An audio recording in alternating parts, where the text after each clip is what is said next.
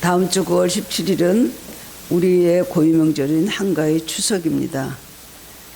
1년 중에 가장 달이 크고 가장 밝다는 그런 날이죠. 한가위, 풀문이라고 합니다. 신문을 보니까 추석 명절을 지키기 위해서 한국에서 이동하는 인구가 매해 대충 2천만 명이 넘는다고 합니다. 구정하고 이제 추석 때는 굉장히 많은 인구 이동이 있고 또 외국에도 굉장히 또 여행 가는 분들이 많이 있습니다. 하늘교회도 지금 몇 가정이 외국으로 가셨습니다. 또 그런 즐거운 시간을 보내는 것이죠. 얼마나 고속도로가 이번에 추석도 명절에 얼마나 정체 현상을 보일지 미리 여러 번 그림이 그려지지 않습니까? 그래도 추석을 맞이해서 10시간, 12시간 걸리면서도 그 발걸음의 고향을 찾아가는 것은 부모 형제를 그리워하는 마음은 물론이고 또 도시 생활에서 찌들었던 심령들이 고향에서 몸과 마음이 좀 쉼을 얻고 새롭게 되기 위한 것일 것입니다. 그러나 그런 이외에도 그리스도인인 우리는 매년 찾아오는 이 명절을 만나는 부모 형제들과 어떻게 보내야 될지 또 명절이 갖고 있는 의미가 무엇인지 우리는 생각을 해야 되는 것입니다. 휴가니까 가서 열심히 놀고 즐겁게 또 맛있는 음식 먹고 즐기다 오다 그것이 아니죠. 특별히 이 명절 때일수록 우리 그리스도인은 이 명절을 어떻게 지내야 될 것인가 많은 영적 싸움이 있습니다. 그렇기 때문에 항상 생각을 하고 기도를 하고 이 명절을 맞이해야 되는 것입니다.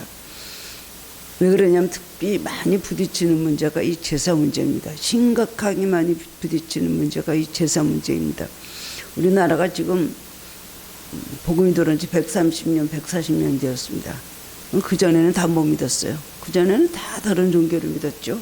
불교 믿고 위교 믿고 뭐 여러 가지 많은 종교들을 믿었기 때문에 당연히 이 제사를 지내는 것은 조상부터 내려오는 문화 풍습이기 때문에 하루아침에 이게 건절되기가 어렵기 때문에 신앙을 가지다 보면 이 제사 문제에 대해서 얼마나 부딪히는지 모릅니다. 특별히 명절 때 부모 형제들을 만날 때 아니면 뭐 기일 때나 이럴 때 가야 되냐 말아야 되냐 안 가면 이단자 배신자가 되는 것이고 가면은 하나님 앞에 이게 잘못하는 것이고 하기 때문에 굉장히 고민을 하고 기도하는 가정들이 우리 하늘교회도 실제적으로 지금 많이 있습니다.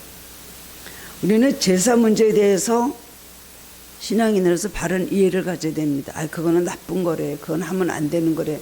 한마디로 그렇게 말할 수가 없습니다. 우리는 성경적인 것에 근거하고 모든 이 제사에 대해서 연구한 많은 신학자들의 모든 많이 그러면 견해나 이런 것에 위해서 책을 보고 이것은 확실히 옳은 것이 아니다라는 것을 확실한 의미를 알고 깨달아야 됩니다.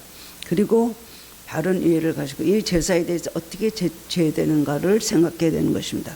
오늘 본문의 말씀을 통해서 깨달음으로 함께 은혜를 나누기를 원합니다. 추석 명절이 가까웠기 때문에 이거는 제가 꼭 1년에 한 번씩이나 몇 년에 한 번씩 꼭 전해드리는 말씀입니다. 은혜를 많이 받기를 원합니다. 20세기가 끝나갈 무렵에 학자들은 앞으로 다가올 21세기는 어떤 시대가 되겠는가. 그 중에서 가장 눈길을 끄는 예언 중에 하나는 21세기는 종교의 전쟁, 문화의 충돌이 예견된다고 전망하셨습니다. 그런데 실제적으로 그 예언대로 되어가는 것을 볼 수가 있습니다. 18세기에서 20세기 중반 이후까지 지구촌은 식민지 지배 시대였습니다. 우리나라도 30년 동안 실제적으로 일본의 지배를 받은 뼈아픈 경험이 있습니다. 해양 세력이 강한 나라들이 배를 가지고 세계를 돌아다니다가 원주민이 버젓이 살고 있는 지역에 들어가서 여기는 우리 영국이 지배하는 땅이다. 여기는 우리가 프랑스가 지배하는 땅이다. 포르투갈이 스페인의 땅이다 하며 깃발을 가서 꽂았습니다. 나중에 뒤늦게 출발한 미국도 필리핀에 가서 여기가 미국령이다 하고 깃발을 꽂자 기득권을 주장하는 스페인과 전쟁을 일으키는 그런 일이 생겼습니다. 미 대륙은 인디언들이 수천 년 동안 살면서 문화를 유지해왔는 그런 땅입니다. 근데 한순간에 신앙의 자유를 찾아서 영국의 청교도들이 그쪽으로 가서 정착을 하면서 그 원주민들의 땅을 빼앗고 총으로 그들을 내쫓았습니다. 그러니까 인디언들은 더 이상 그곳에 살지 못하게 그렇게 되었죠. 그리고 자꾸만 보호지역으로 내몰리게 되었습니다. 인디안 땅을 미국인들이 차지한 후 그 다음에 여러 가지 제도를 만들고 법을 만들어서 모델의 미국을 만든 것입니다. 이렇게 삶의 근거를 빼앗고 밀려나는 식민지 지배 시대는 1차, 2차 세계대전을 끝이 나고 새로운 초강대국의 시대가 되었습니다. 초강대국의 시대는 구소련, 러시아죠. 그리고 미국 두 나라가 세계 초대 강국이 되었습니다. 20세기 말까지 새로운 형태의 그런 지배 체계가 이루어지게 되었습니다. 그 이후 사회주의는 러시아는 힘을 잃어버렸습니다. 그리고 미국이라는 한 나라만 남게 되었는데 이제 미국도 세계 최강의 나라라고 할 수가 없습니다. 미국은 여러 가지 많은 불안한 요소들을 많은 문제점을 안고 있기 때문입니다. 지금 이 시대의 강자는 누굴까요? 누가 돈을 많이 갖고 있느냐. 돈이 지배하는 시대가 되었습니다. 돈에 힘이 있는 나라는 강한 힘의 나라고 돈에 힘이 없는 나라는 점점 쇠퇴해질 수밖에 없이 되는 것입니다. 유럽이 얼마나 잘 사는 나라에 그런 곳이었습니다. 그런데 지금 유럽도 별 수 없이 돈에 대해서 IMF에 많은 경제적으로 어려움을 겪고 그 다음에 여러 가지 난관을 겪다 보니까 지금은 유럽이 그렇게 힘이 있습니까? 유로화는 엄청나게 높아지고 있고요. 여러 가지 거기에 발생되는 문제들이 너무나 많이 있는 걸 우리가 보게 됩니다. 사람들은 황금주의입니다. 황금 만능주의, 배금주의로 모두 다 돈의 신을 섬기고 있습니다. 경제력이 모든 것을 판가름하는 시대가 되었기 때문입니다. 그런데 구약시대부터 오늘에 이르기까지 기독교의 특징은 그 시대가 가지고 있는 문화와 충돌하지 않고 지혜롭게 그 문화를 어떻게 포용하면서 지금까지 기독교의 확실한 신앙을 계승해 왔다는 것입니다. 그 예로 로마 제국은 다신교적 종교관을 가지고 있었습니다. 신이 얼마나 많은지 모릅니다. 그리스도 그렇습니다. 엄청난 많은 신을 가지고 그 다음에 다신들을 섬기는 그런 나라였는데 그런데 AD 313년에 유일신 하나님 섬기는 기독교를 국교로 선포를 하였습니다. 그 전까지 예수 믿는 사람들을 얼마나 많이 죽이고 말도 못하게 핍박을 했습니까? 그런데 콘스탄티누스 황제가 313년에 그 어머니가 모후가 예수를 믿게 되더니 그 아들까지 예수를 믿게 돼서 결국은 313년에 로마가 그 다음엔 기독교가 국교가 되었습니다. 그래서 사도 바울과 많은 선교한 성도들의 그런 희생 때문에 그렇게 된 것이라고 생각을 합니다. 그러면 이 둘 사이에 충돌이 생길 수밖에 없는데 어떻게 기독교가 로마 제국의 중심 종교로서 자리를 잡을 수 있었겠습니까? 물론 콘스탄틴 대제가 기독교가 국가다, 이제부터 국교다 라고 선언했지만 황제가 선언했다고 해서 쉽게 백성들에게 확산될 수 있는 것은 아니었습니다. 그러므로 지혜롭게 기독교화 시켰습니다. 예수님의 탄생일인 크리스마스는 사실 로마 사람들이 숭배하던 태양신의 미트라교 주기를 기독교가 수용한 것입니다. 예수님의 태어나신 성탄절은 정확하게 날짜를 모릅니다. 사복음서에 어느 날이라고 하나도 기록되어 있는 것이 없습니다. 그냥 우리가 그것이 그렇게 중요한 것은 아니다라고 생각하고 12월 25일로 정했는데 그것은 원래 그 유래가 미트라교의 주길 불면의 태양신을 섬겼는데 그 불면의 태양신의 그 탄생일이 바로 12월 25일이래요. 근데 12월 25일을 여자 탄생일로 해석해서 제정이 되었습니다. 그것도 괜찮겠다. 왜냐하면 그렇게 함으로 인하여 로마 문화 속에 기독교를 이제 뿌리내릴 수 있겠다. 그리고 복음화 될 수 있겠다 생각하니까 바로 미트라교의 그 주기를 그다음에는 예수님의 탄생일로 만든 거예요. 그리고 로마 사람들은 그렇게 반대를 안 합니다. 비슷하니까 그냥 누가 생일이 주인인 것만 바뀐 거예요. 초기 그리스도 우리 기독교의 성도들의 관심은 예수님의 죽음과 부활, 다시 오실 예수님의 재림에 대해서만 거기에 관심이 있었기 때문에 그것만 선교하는데 집중되어 있었기 때문에 탄생한 날짜 같은 별로 의미를 두지 않았습니다. 그래서 사복음서에는 예수님의 생일이 언제라는 기록이 없습니다. 그 당시에 로마 사람들이 갖고 있었던 문화를 수용하면서 기독교하게 된 것입니다. 그것이 거부감 없이 기독교의 신앙이 로마의 산하에 있는 국가들에게도 퍼져나갈 수 있는 동기가 되었다는 것입니다. 로마 제국 속에서 그들이 가지고 있던 문화를 기독교 신앙으로 점령해 간 것입니다. 추수감사주일도 비슷한 예입니다. 미국은 11월 마지막 넷째 주일에 추수감사주일을 땡스 기빙을 지키죠. 추수감사절입니다. 이 추수감사절이 사실은 성경상으로는 또 이때가 아닙니다. 철저한 신앙을 가진 청교도들이 미국에 정착하면서 인디안 문화가 오래 자리 잡은 그 속에서 어떻게 기독교 신앙을 뿌리내릴 수 있을까? 인디안과 미국 사람들, 나중에 이민 간 미국 사람들에 대해서는 너무나 이급 차이가 많이 납니다. 그래서 생각을 하다가 인디안들은 이 감사의 문화가 있었다고 합니다. 그러니까 이 감사의 문화를 받아들이자. 그래서 인디안들이 가지고 있던 감사의 문화 받아들여서 땡스기빙이라고 하는 그 날을 만들어서 전승을 만들어서 이것이 전 세계에 퍼져나간 것이라는 거예요. 그러므로 추수감사절은 유럽에서부터 처음부터 있었던 것이 아니라는 겁니다. 인디안의 추수감사에 그것을 그 다음에는 기독교의 추수감사절을 바꿨다는 거예요. 이렇게 기독교는 이 세상의 모든 문화 속에서 점점 그가 동화하면서 정말 배타적으로 나가지 않으면서 동화하면서 점점 복음화시키고 기독교화시켰다는 것을 볼 수가 있습니다. 구약성경 출애굽기 23장을 보면 하나님께서 모세에게 너희는 3대 절기를 지키라고 하셨습니다. 첫 번째는 무교절입니다. 무교절은 유월절과 연관이 있는 것이죠. 장제재임할 때 그때 급히 이스라엘 백성을 하나님께서 출애굽해서 떠나라고 하셨습니다. 그때 무교절을 하면서 그 다음에는 그날에 떠났다는 것, 그 바로 유월절과 관계된 것이 무교절이에요. 발효되지 않은 빵을 먹고 쓴나물을 먹고 이런 거 하면서 하라고 출애굽기 24장이 말씀해 주었습니다.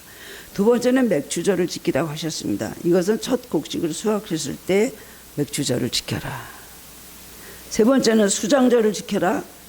그것은 곡식을 잘 조정해서 겨울을 나게 해서 수장절을 지키라. 이 세 절기를 지키라고 하셨는데 이것은 레위기를 보면 이스라엘 민족이 가지고 있던 신앙이 아닌 가나안 문화와 연관해서 그 문화와 잘 조화를 이루었음도 볼 수가 있습니다. 맥주절도 가나안 민족들이 지켜왔던 절기입니다. 곡식을 잘 모아도 추수해서 마무리하는 수장절도 농사 문화를 가진 가나안 민족의 바로 절기인 것입니다. 이스라엘 민족이 섬기는 하나님은 광야의 신이요 산의 신입니다. 출애굽기를 쭉 보면 신의 산에서 하나님께서 이스라엘 백성을 모세를 통하여 말씀하시고 어떨 때 직접 나타나셔서 말씀하시고 한 일들이 있었잖아요. 그러니까 정적의 신이 아니구나. 강야에서 있는 신이고 산에 있는 신이고 그 다음에는 움직이는 신이구나. 그렇게 알고 있었습니다. 그런데 가나안 사람들은 바알신을 섬겼잖아요. 바알신은 왜? 풍작의 신, 농사의 신, 풍류의 신이에요. 그 다음에 그 땅에 농사를 져서 풍작을 얻어갖고 굉장히 풍요롭게 살게 하는 그런 신이라는 거 하면서 바알신을 그들은 섬겼습니다. 바알은 농사의 신입니다. 떠돌이 생활을 하는 것보다 도시에 정착해서 물이 있는 곳에서 농사 짓는 것이 더 안정적인 것이잖아요.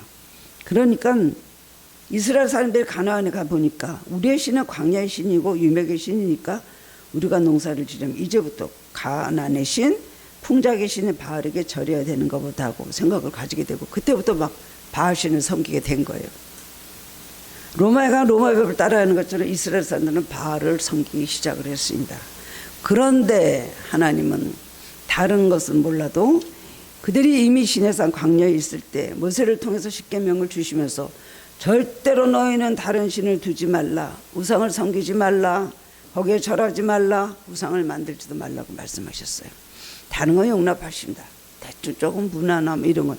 그러나 하나님 앞에 다른 신을 섬기고 우상 숭배하는 것만은 하나님 가장 싫어하시고 너무나 진노하시는 것이 바로 그 죄인 것입니다. 순종하면 축복을 받고 불순종하면 저주를 받을 것이라고 신명기를 통해서 수없이 말씀하셨습니다. 하나님이 이스라엘이 가나안에 들어가서 하나님 말씀을 불순종하고 다른 신을 섬길 때마다 절대로 가서 못 가지 않으셨습니다. 성경을 한 거 읽어보시면 다른 건 하나님께서 용서하실 수 있으나 하나님 앞에 우상을 신고 다른 신을 섬길 때마다 하나님 뭐래요? 나는 질투하시는 하나님이다 말씀하셨어요. 그걸 용납하시지가 않습니다.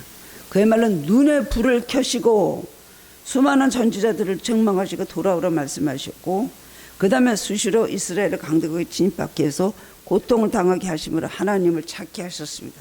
그래도 하나님 앞에 돌아오지 않으니까 그 다음에 하나님께서 그냥 나라를 없애버렸잖아요. 망하게 하셨잖아요.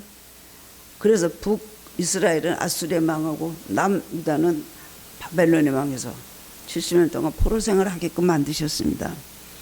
그렇게 하나님의 오랜 훈련과 쓰라린 연단이 있었기 때문에 아직까지도 이스라엘 민족은 유일신 하나님을 경외하는 신앙을 계승하게 된 겁니다. 철저하게 매를 많이 맞았고 쓰라린 역사 그게 있기 때문에 그들은 생각합니다. 문화는 받아들이되 다른 신이나 우상숭배는 절대로 받아들이면 안 된다는 것을 잘 알고 있습니다.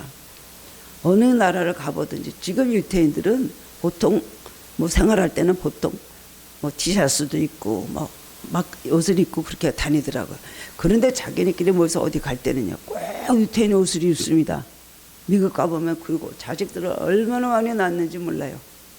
절대로 산하 제한이 없습니다. 아이들 6명씩 있는 집은 너무 많고 그 사람들이 모일 때는 완전히 유태인의 그 복장을 하고 모자를 이렇게 쓰고 그 다음에 어디 갈 때는 모임 있을 때는 완전히 막 옷도 그 라페들이 입는 옷을 입고요. 아이들도 똑같이 큰 아이부터 작은 아이까지 똑같은 옷을 입고 유태인 옷을 입고 그렇게 하더라고요. 그리고 어렸을 때부터 여호와 신앙을 가르칩니다. 어린아이들도 그 다음에 모세오경 토라로 자녀들부터 가르치는 거예요. 그렇기 때문에 이스라엘 민족이 어디 가든지 그 여태까지 유태교를 고수하고 있고 그 여호와 신앙을 지키는 이유가 바로 거기 있는 것입니다. 하나님 우상 숭배를 너무 싫어하시고 우리 민족이 우리 조상들이 우상을 숭배하다가 어떻게 됐다는 걸 너무나 뼈저리게 많이 체험을 했기 때문에 그렇습니다. 우리나라 추석과 이스라엘 민족이 지켰던 장막절은 참으로 비슷합니다. 그들은 광야 40년을 하나님 인도해 주신 것을 감사해서 장막절을 지켰는데 그때가 음력 8월 돼버리었대요. 우리 추석과 너무나 많이 비슷합니다. 1년 추상곡식으로 하나님께 감사하는데 지금도 이스라엘 사람들은 장막절이 오게 되면 텐트를 밖에 치고 조상들의 광야 생활했던 그때를 생각하고 기념하면서 하나님 은혜 다시 한번 감사하는 풍습이 있습니다. 그렇기 때문에 오래전 하나님 구약시대에 그야말로 모세를 통해 시내산 광야에 있을 때 주셨던 그 십계명을 가지고 지금까지 고세오기 때문에 사실 예수님이 나사렛 목수의 아들로 목수로 예수님께서 오시고 무식하고 못 배우신 그 예수님이 오시고 그리고 본래 율법들은 막 뒤집어 엎는 그런 여러 가지 막 얘기들을 하시니까 그 다음에 이스라엘 백성이 그걸 받아들이지 않는 겁니다. 절대로 바꾸지 않고 자기의 그 여호와 신앙을 지키고 온다는 거예요. 우상 숭배에 대한 아주 철저합니다. 우리 한국의 가장 큰 문제점은 바로 제사인 것입니다. 예수 믿는 사람들은 구정이나 추적 때문에 제사 문제로 걱정을 하고 굉장히 긴장을 하게 됩니다. 이번엔 또 가야 되나 말아야 되나. 특히 크리스천이면서 현실적으로 종손, 장손, 며느리가 되어서 제사를 지내는 책임 때문에 신앙적으로 갈등을 많이 느낍니다. 1년에 10번, 20번에 가까운 제사를 지내는데 그걸 누가 하겠습니까? 또 맞이가 아니어도 제사에 참석하는 문제로 그날 가야 되나 말아야 되나 또 가긴 가는데 절을 해야 되나 말을 해야 되나 이런 것 때문에 굉장히 가면서도 고민하면서 기도하면서 가는 가정들이 있을 것입니다. 근데 원래 제사의 기원은 우리의 것이 아닙니다. 한국의 제사는 중국에서부터 왔습니다. 고려시대에는 이것이 일반화되지 않고 다만 훌륭한 업적을 남기신 분들만 사당에 모셔놓고 그분들의 업적을 기리는 일이 제사였습니다. 그래서 모든 사람들에게 일반화된 것이 아니었는데 이성계가 고려를 멸망시키고 조선을 세움으로 고려시대 국가였던 불교를 배척하면서 유교를 중심으로 국교를 삼으면서부터 유교의 전통이 들어왔고 유교가 일반화되기 시작을 했다는 것입니다. 근데 유교는 본래 중국 공자가 만든 것이잖아요. 그런데 중국에서 공자가 강조한 제사 정신은 크게 두 가지가 강조되어 있습니다. 첫 번째는 효입니다. 부모에 대한 효의 마음을 마음으로 음식을 준비하는 것이에요. 두 번째, 이 음식은 죽은 사람들을 위한 것이 아니고 살아있는 사람들이 같이 나눔으로 공동체 의식을 함양하는 것이 제사의 뜻과 정신이었습니다. 공자가 말하는 제사의 의미는요, 철저히 살아있는 사람이면 현실주에서 나오는 의식이었다는 겁니다. 그런데 우리나라에 와서 제사가 전혀 다른 신앙적 의미로 바뀌어버렸습니다. 우리나라는 고려시대부터 불교의 영혼 불멸이라든가 윤회라든가 죽은 사람이 저승에 못 가고 방황하고 다닌다는 그런 무속신앙 미신의 신앙이 보편적으로 자리 잡고 있었습니다. 이 무속신앙과 제사가 혼합이 되면서 효의 문제가 죽은 조상에게 잘해야 자손들이 복을 받는다 하는 기복신앙으로 바뀌는 결과가 오게 된 것입니다. 이 제사에 대해서 한번 제가 그 책을 읽어본 적이 있었습니다. 제사가 어떻게 해서 한국에 들어왔느냐. 본래 천주교는 제사를 용납을 하잖아요. 그런데 본래 이제 천주교가 들어왔을 때 제사 지내지 말라. 이런 조상들 절대로 다른 신을 섬기지 말라. 그래서 제사 같은 걸 폐하려고 했다고 합니다. 그랬는데 우리나라 사람들이 아니 제사를 폐하면 안 돼. 종교를 차라리 버려도 제사는 절대 버릴 수가 없다 해서 로마 교황청에 계속 진정을 넣었대. 천주교인들이 진정을 넣었다고 합니다. 우리가 이렇게 제사를 지내는 건 귀신을 섬기는 게 아닙니다. 우리가 어떤 종교를 가지는 의미에서 하는 게 아닙니다. 이거는 살아있는 부모에게 효도하듯이 효심으로서 나오는 한국의 문화일 뿐이지 이거는 종교하고 신앙과 상관이 없습니다. 굉장히 오랫동안 로마 교황청하고 싸우고 부딪히게 돼. 결국은 그래? 그런 의미라고? 절대로 다른 신을 섬기는 그런 십계명을 어기는 게 아니라고? 그러니까 아닙니다. 우리는 이거는 살아계신 부모님이나 돌아가신 부모님 우리가 효도하는 그 마음 돌아가신 부모님에 대한 감사하는 마음으로 하는 것이지 절대로 그런 의미다. 그러니까 아닙니다. 라고 했대요. 로마 교황청 가만히 있더니 그렇다면 해라.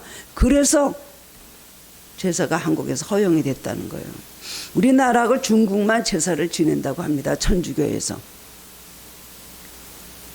제사 음식은 산 사람들에서 마련되는 것이 아니라 죽은 사람들을 위로하고 그들을 기쁘게 하기 위해서 마련이 되었습니다. 죽은 사람들 위패를 모셔놓고 마치 살아있는 부모에게 하듯이 그들을 위해서 음식을 차려놓고 술도 따다는 행위까지 발전하게 된 것입니다. 저는 제사 지내는 것을 본 적이 없는 그런 사람이지만 얘기를 들어보면 이렇게 같이 부모가 만나시게 한다고 할아버지 할머니 만나시킨다고 문을 열어놓는다 그래요. 그럼 이렇게 하는 그런 것들이 있더라고요. 따라서 제사의 처음 출발전 효의 바른 의미는 뒤로 물러가게 되고 조상께서 제사를 안 드리면 후손이 망하게 되고 제사를 잘 드리면 후손이 번성하게 된다 하여 조상을 복을 주시는 존재로 섬기게 되면서 그 벽에서 절을 하게 된 것입니다. 대부분의 사람들이 그런 생각을 가지고 있더라고요. 왜냐하면 부모님이 살아계셨을 때는 효도하지 않고 생전에 속을 엄청나게 썩혔던 그런 자식이 부모님이 돌아간 후에 갑자기 부모를 가우신의 위치에 올려놓는 거예요. 정성과 술과 음식을 준비해서 성묘를 가며 제사를 드립니다. 조상께 제사를 안 드리면 그들의 혼이 배가 고파서 이리저리 방황하며 헤매고 다니므로 제사밥을 안 주는 자손에게 해꾸지를 한다고까지 생각합니다. 이것은 존재하지도 않는 죽은 조상신을 만들어 놓고 숭배하는 것입니다. 불교에서도요 죽은 사람에게 음식 주라는 거 가르치지 않는다고 합니다. 이거는 순전히 무속신앙입니다. 잘못된 신앙에서 나온 것입니다. 미신에 의해서 나온 것입니다. 사람들 죽으면 밥을 이렇게 하고 밖에 그 현관에 이렇게 놔두죠. 대문 앞에 놔두는 것도 지나가면서 이렇게 봤습니다. 저는 이런 거 영적으로 저는 그걸 감지하는 좀 그런 게 있기 때문에 너무나 이 제사와 다른 신에 대한 것을 하나님과 얼마 이것이 반대가 된다는 것을 저는 너무나 많이 체험을 했기 때문에 제가 일일이 다 말하면 저 목사님 이상해 할까 봐 저는 다 말을 간증을 할 수가 없습니다. 제가 초등학교 우리 김태우가 초등학교 다닐 때 도시락인가 뭘 갖고 갈 일이 있어서 가는데요. 갑자기 가는데 집에서 나오는 마귀 냄새가 코를 찌르는데요. 말을 할 수가 없는 거예요. 이거 왜 이러지? 왜 이러지? 왜 내가 아들 학교를 가는데 이렇게 마귀가 없어? 이거 처음 제가 하는 간증이에요. 이상하다 이상. 원래 가던 길목으로 따라갔습니다. 그래서 이렇게 가는데 딱 가서 보니까 어떤 집에 이제 상이 난 거예요. 그럼 그 마당 이렇게 현관 앞에 대문 앞에죠. 거기다가 뭐를 넣고 무슨 비십신인가 뭐를 넣고 거기다 뭐 밥을 넣고 막 세상에 그걸 보는 순간에 얼마나 마귀가 역사를 하는지. 그래서 제가 얼른 피해갖고 갔어요. 가서 이제 다시 갔다가 이제 막 뒤로 다시 돌아오는데 그 길로 돌아오는 길이 이제 지름길인가 글로 돌아오는데 거기에 가까이 오니까 또 똑같은 냄새가 나고 하는데 그 다음에는 보니까 그 사람이 이렇게 차가 와가지고 그 사람이 이렇게 관을 거기다 싣는 버스가 와서 싣는 거라는데 뭐 에고 저라고 정말 이런 것이 이렇게 많이 차이가 나는구나. 마귀와 하나님은 완전히 대적 관계이죠. 여러분, 너희들이 많은 영이 있으나 그 영을 다 믿지 말라 그랬어요. 미묘한 차이가 있는 것입니다. 그렇기 때문에 우리 예수 믿는 사람들은 성령의 충만을 받으면 영분별이 되는 것입니다. 아는 거거든요. 사탄의 역사, 성령의 역사를 우리는 구별을 하게 그렇게 되는 것입니다. 하나님은 10계명 중에 5계명에서 내 부모를 공경하라고 분명히 효를 강조하셨습니다. 그럼 기독교는 불효의 종교, 상놈의 종교입니까? 절대로 아니죠. 하나님 효도해라. 그런데 어떤 부모님에게요?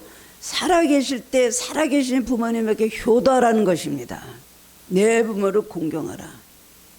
마음으로 존경하고 잘 공경하고 좋은 곳으로 다 대접하고 섬겨라. 그걸 말씀한 것이지.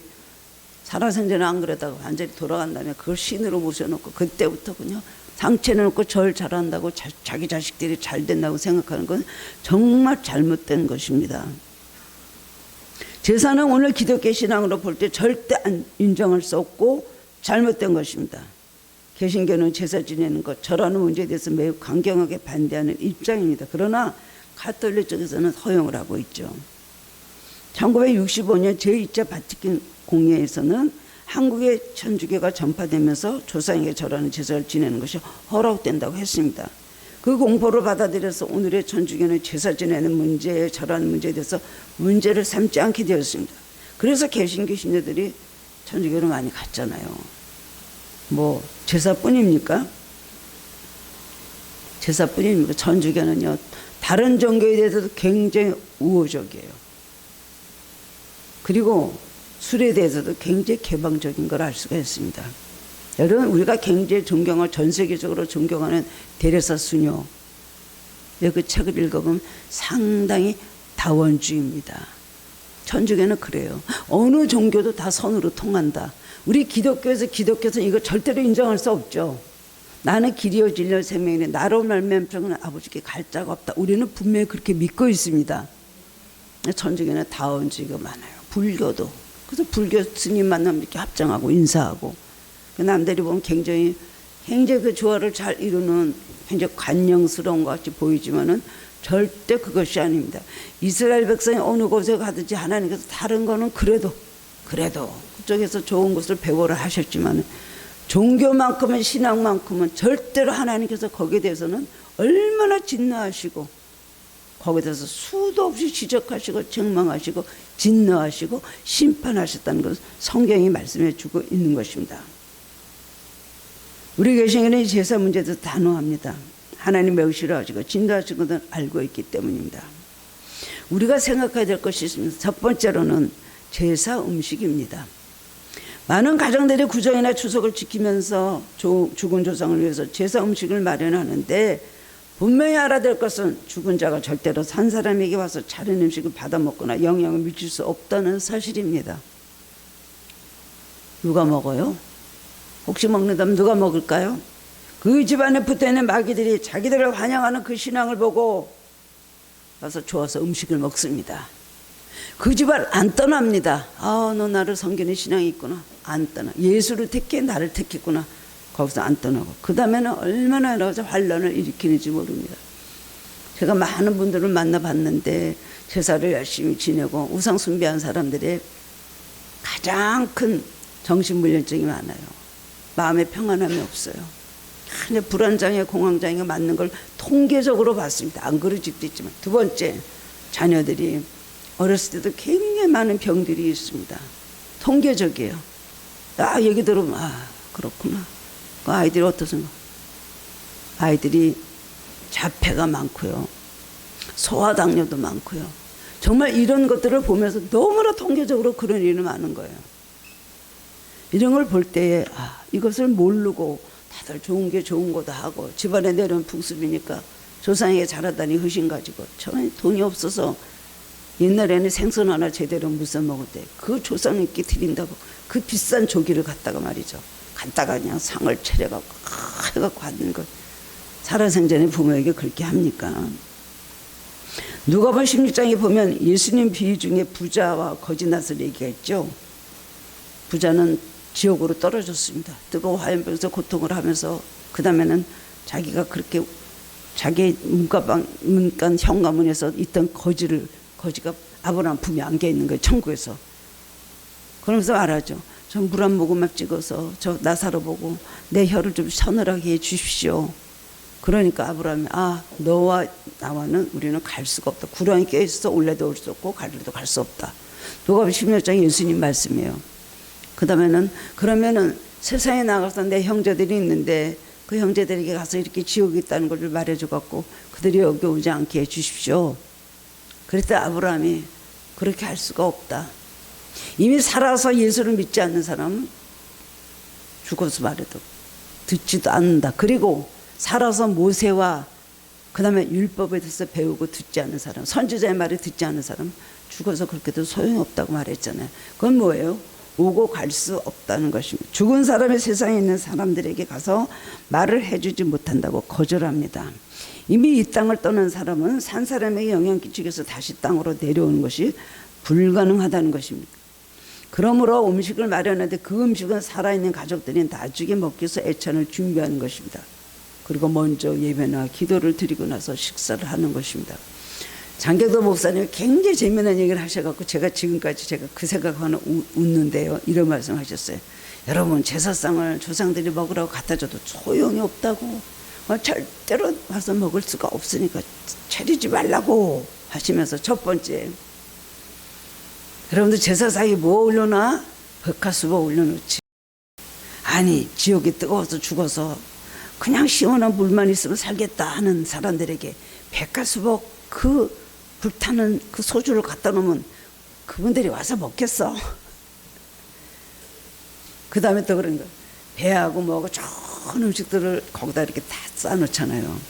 그런데 천국에 가면은 너무 과일이 철마다 정말 계절마다 과일을 맺으면서 그런 맛있는 과일이 많은데 그 배하고 사과 먹으려고 여기까지 오겠어? 그래서 다 쓸데없으니까 하지 말라고. 그래서 얼마나 재미있는지 일리도 있지만 너무나 재미있는 말 아닙니까? 우리가 음식을 차리는 예배나 기도를 드리고 그 다음엔 살아있는 분들이 그 다음에 모여서 가족들이 재밌게 하려고 음식을 하는 것이, 그 음식을 조상신이 와서 먹고 돌아가신 조상들이 와서 먹고 그렇게 하기 위해서 그걸 대접한다는 것, 완전히 그건 하나님 앞에 잘못된 우상 숭배인 것입니다. 마귀를 불러들이는 거예요. 제가 전도를 많이 했는데 많은 분들이 그런 얘기를 했습니다. 아니 갑자기 왜 이런 일들이 내 집안에 일어나는지 몰라요. 이런 시험이 교통사고가 나고 어쩌고 아프고 막 다리 부러지고 그러죠. 그럼 저는 계속해서 이제 기도를 해주고 네, 기도하십시오. 그거 이겨내십시오. 이렇게 말하죠. 어떤 제 친구 하나 전도는 그 친구가요, 제사를 못하게 해갖고 제사를 못하게 했대요. 그래갖고 이제 제사하지 말자 그래갖고 좀 발언권이 있어갖고 제사를 다 안 하도록 폐했다고 합니다. 그랬는데 꿈에요, 갑자기 앉아있는데 밖에 와서 누가 물을 팍 두드리고 난리를 쳐서 보니까 돌아가신 아버지가 와가지고서는 그 밖에서 문을 두드리고 주먹으로 어떻게 하다 문을 확 열고 들어왔대요. 꿈이죠. 근데 자기가 십자가 목걸이를 안 하고 있었는데 십자가 목걸이를 자기가 꿈에 하고 있더래요. 금으로 만든 십자가 목걸이. 그러더니 들어오든지, 야, 너 이것 때문에 나한테 밥을 안 주지. 배고파 죽겠다. 너 이것 때문에 나한테 밥 안 주지. 그리고 십자가 목걸이를 뜯으려고 그래서 막 주기도문 이런 거 외우면서 물리쳤더니 갔다 그러더라고요. 제사를 지내다가 안 지내면 굉장히 마귀 역사가 있습니다. 한동안. 그만큼 제사는 마귀들이 좋아한다는 거예요. 그리고 또 여러분 안 지내다가 그러면 이제 해야 되겠다. 내가 제사를 안 지내니까 이런 어려움이 오고 이러니까 내가 겁나 갖고 제사를 지내야지. 예수 믿고 나서 이렇게 됐나? 그렇게 하면 더 큰 환란이 옵니다. 결단하셨으면 그걸 이기고 나가십시오. 오늘 이 말씀을 듣고 이건 아니다고. 여러분은 예수 믿지만 여러분들의 가족들, 부모, 형제들이 아직도 시댁이나 친척 쪽이나 또 처갓집이나 자기 본가나 아직도 이렇게 제사 지내는 문화에서 패하지 못한 가정들은 계속해서 기도하시기 바랍니다. 우리 가문이 이렇게 되도록 가서 그 같이 절하고 또 절하고 있는 모습들을 보면 여러분 마음이 기쁘겠습니까? 제가 섬겼던 교회 목사님은 병신도때요. 하도 교인들이 많으니까 이런 분 저런 분 다 봤으니까 굉장히 곤란한 그런 이야기들을 많이 듣습니다. 며느리가 돼서 도저히 절을 안 할 수 없는 상황이 있습니다. 그렇게 되면 엎드려서 절을 하지 말고 무릎을 꿇고 눈을 감고 하나님 아버지 이 가문을 구원해 주옵소서 절하는 척하면서 기도하라는 거예요. 거기서는 절하는 줄만 자기는 이렇게 기도를 하면 하나님께서 들으시지 않겠냐 하더라고요. 그런 지혜를 주시더라고요. 겉으로 절하는 것 같지만 엎드려서 기도하는 것 아니냐 말씀하셨습니다. 자신이 이 가문에 파송된 선교사라고 생각하고 온 가족이 복음화 되도록 예수님께 돌아오도록 간절히 기도하고 전도해야 되는 것입니다. 그래서 우리 하늘교회도 여러 가족들이 이제 저한테 와서 막 얘기해요. 여러분들 그런 가족들 계시죠? 목사님 이제부터 저희들이요 이 제사 안 지내고요 우리가 예배드리고 그렇게 했는데 시어머니가 허락하시더라고요. 기도 많이 해서 그래요. 난리 날 줄 알았는데 그래 그렇게 해라 뭐. 그래서 이제 제사 안 지냅니다. 이런 가정이 여러 가정이 있습니다. 한국교회는 조상의 묘소나 제사상 앞에 절을 하지 꼭 절해야 된다는 안 된다는 우리 한국교회는 그 절하면 안 된다는 생각이지만 그렇지 않은 사람들은 꼭 절을 해야 된다는 것. 저 사람이 예수 믿느냐 안 믿느냐는 뭘 보면 알아요? 산소에 가면 예수 안 믿는 사람 발짝 절을 하죠. 술도 이렇게 산소에다 붓고 그러더라고요. 예수 믿는 사람들은 서가고 다 기도하지 않습니까? 우선 겉으로라도 표면적으로 우리 크리스찬들은 절을 하게 되면 선교에 걸림돌이 돼요. 아직 술을 많이 마시면 예수 믿는 사람이 왜 그래 하듯이 그렇게 절을 하고 산소에 가서 절을 하고 이런 거 보면 예수 믿는 사람도 절하나? 인식이 그렇게 되어 있습니다. 절하지 말고 무릎 꿇고 기도해야 됩니다. 우리가 문상 가서 그 영정 앞에서도 어떻게 합니까? 우리는 서서 기도하죠. 낮잠낮잠 절하지 않죠. 기도하는 것이 불신자들에게 기독교임을 나타내며 갈등을 극복하고 기독교를 전하는 길도 되는 것입니다. 기도의 참신은 우리가 세상과 같은 문화 풍수 속에서 살지만 그것에 물들지 않고 또 하나님의 다루시는 첩자에 배척하는 것입니다. 우리가 그리스도인이 됐다는 건 뭐가 달라진가요? 내가 섬기는 분이 하나님이라는 그 결단입니다. 그것이 다른 거예요. 세상 섬기지 않습니다. 세상의 귀신들 섬기지 않습니다. 세상의 것 종교 안 섬깁니다. 나는 하나님을 섬깁니다. 바로 이 고백인 것입니다. 본문 3절 보면 10기면 제1기면 너는 나 위에는 다른 신들을 내게 두지 말라고 분명히 말씀하셨습니다. 첫째들은 가장 큰 계명이잖아요. 나 위에 다른 신을 두지 말라. 복은 누가 주시는 거예요? 하나님 주시는 거예요. 다른 것이 복을 줄 수가 없습니다. 사람들이 우상 섬기는 이유가 뭐예요? 복 받으려고. 부처님이 복 주고 공자님이 복 주고 무슨 삼신 할머니가 복 주고 그것도 잘못된 것입니다. 5, 6절 말씀 보면 그것들에게 절하지 말며 그것들을 섬기지 말라. 나 내 하나님 여호와는 질투하는 하나님인즉 나를 미워하는 자의 죄를 갚되 아버지로부터 아들에게로 3, 4대까지 이르게 하거니와 나를 사랑하고 내 계명을 지키는 자에게는 1000대까지 은혜를 베푸느니라. 살아계셔 유일하신 창조주 하나님만을 섬기는 것이 기독교인입니다. 여러분이 또 교회 와서 예배드리고 제사 지내고 왔다 갔다 해보십시오. 환란이 끊이지도 않을 뿐더러 절대로 신앙이 자라지 않습니다. 요만큼 영성 그 이상은 절대로 그 이상은 나갈 수가 없습니다. 많은 분을 보고 제가 정말 통계적으로 얻은 결론이 바로 그것입니다.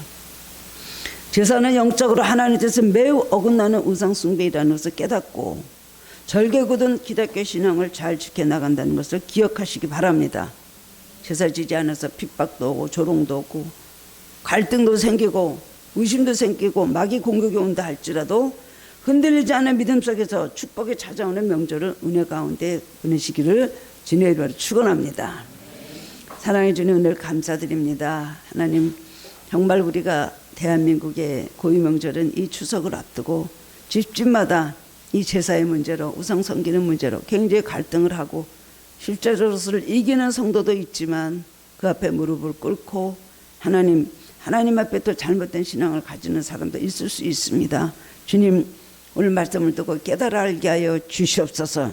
이것이 하나님 앞에 얼마나 잘못된 것인지를 알게 하여 주옵소서. 우리 기독교의 대강령 첫째로 내 하나님을 사랑하라는 것입니다. 그 말씀에 순종하라는 것입니다. 다른 거 아무리 잘해도 우상 숭배하고 다른 신을 섬기는 건 하나님께서 가장 싫어하신다는 걸 알게 하여 주시옵시고, 주님, 들어서 알고 지식적으로 아는 것이 아니라 성령의 감동으로 매일매일 경책하시고 깨달음을 주옵소서. 깨달을 때까지 가르쳐 주셔서 이것이 잘못되고 성령님이 싫어하신다는 것을 알게 하여 주시기를 원합니다. 주님, 순종하며 축복받는다는 걸 알고 그저 힘들어도 하나님 여러 가지로 조롱과 핍박이 와도 그 말씀대로 살아가며 이 모든 걸 이기고 승리하고 축복받게 하여 주시옵소서. 예수 그리스도 이름으로 감사하며 기도드리옵나이다. 아멘.